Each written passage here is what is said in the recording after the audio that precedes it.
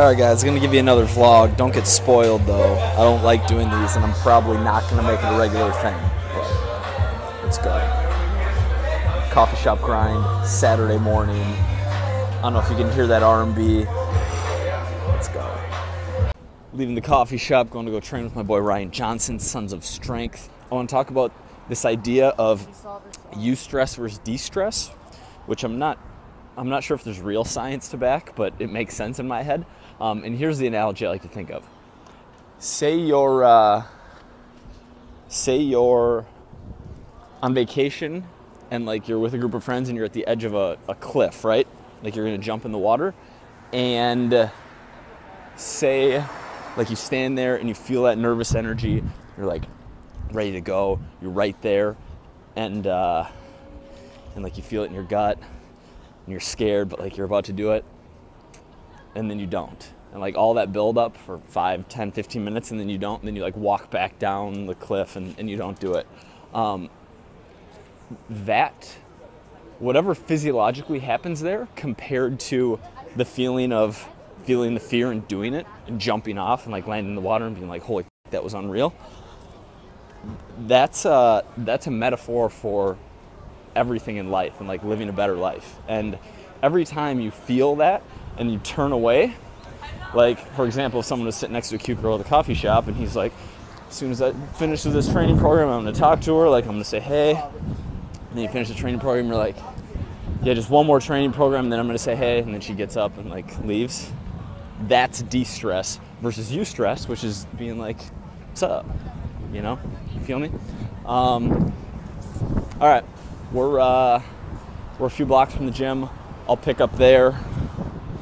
But yeah, just think of, I've talked about this in the past, but not for a while, but eustress generating activities are just huge. They're just everything.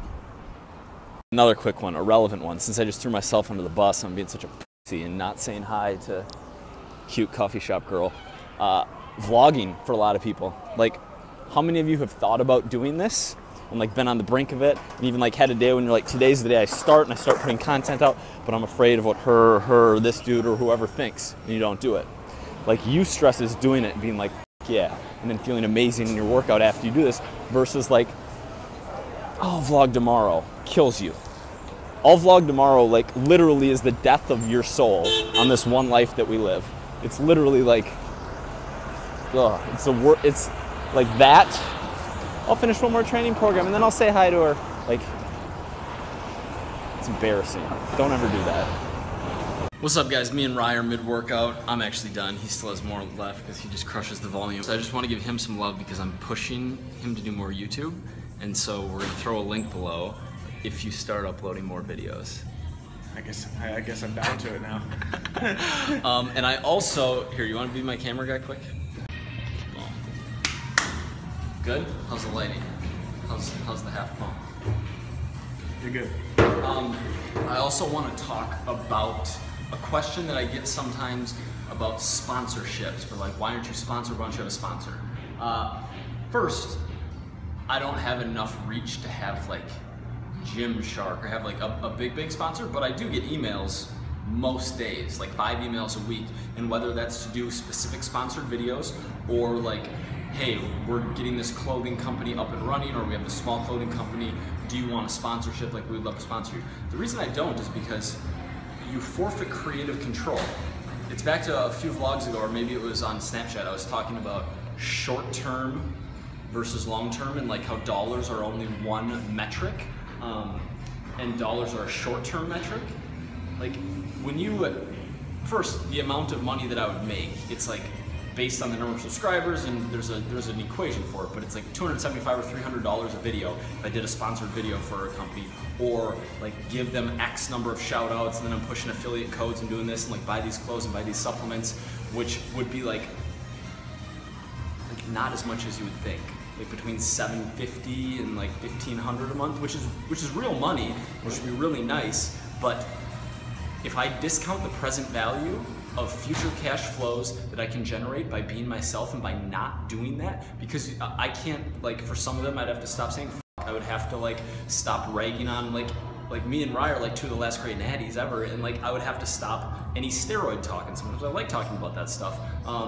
I want 1,000,000% creative control because that's what I like more. I don't ever want to have to lie. I don't ever want to have to like skirt subjects because I want to give it to you guys like it is, not only for you, but because that's just how I feel best and that's how I operate. Now, if it was like a huge amount of money for a sponsorship and it was something I believed in, obviously, I don't even think I would. I really think that like if the best clothing company ever was like, yeah, everyone has a number, I would do it for enough money. I don't think I do supplements, but you do a Chipotle sponsorship. Bro, I've been getting the weakest meat scoops lately, and like I'm not happy with them right now. Anyway, that's where my head is. Like, I've talked about reach versus money. I've talked about like not trying to build out additional revenue streams right now, but that's what sponsorships are. It's an extra revenue stream. It's pretty passive income. You keep doing what you're doing, but you have to meet certain like X number of videos or X number of mentions in a video, depending on the company, and I'm just not trying to do that. I'm not trying to forfeit any creative control whatsoever. Yeah, that's where my head's at. I'm gonna let Ryan finish up his workout. But for real, sub him, and if he doesn't start pumping out at least like 2 videos a week, I'm gonna make another video telling you to unsub him. Just sitting here like a bum drinking my muscle milk. This guy's putting in, what are these? Like 5-second pause rep lateral raises?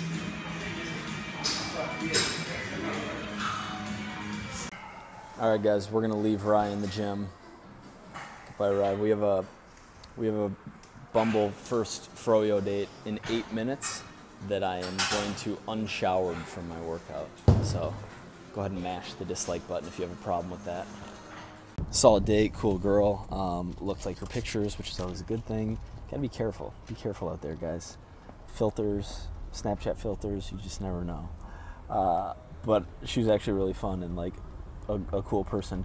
Got froyo, did a little LISS, aka walked around the city. I'm a big fan of very short first dates for reasons I'm not going to get into right here, but I just think it makes a lot of sense. Feel someone out, always froyo. But now I'm going home to go to sleep.